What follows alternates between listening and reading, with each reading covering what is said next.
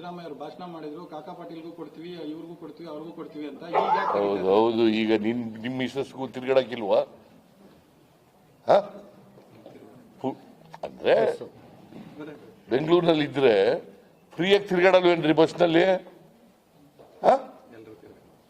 ಏನ್ ಡಿಸ್ಟಿಂಗ್ವಿಶ್ ಮಾಡಿದೀವ ಇಂಥವ್ರಿಗೆ ಕೊಡಬೇಕು ಇಂಥವ್ರಿಗೆ ಹೋಗಬಾರ್ದು ಅಂತ? ಬಿಜೆಪಿ ಅವರು ಅಶೋಕ್ ನೆಂಟಿ ಹೋಗಲ್ವಾ?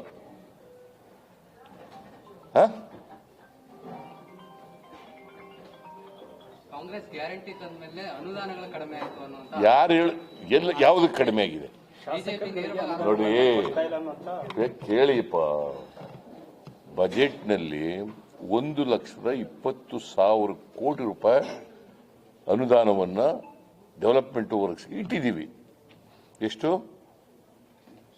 ಅವ್ರಿಗಿಂತ ಜಾಸ್ತಿನ ಕಡಿಮೆನೋ?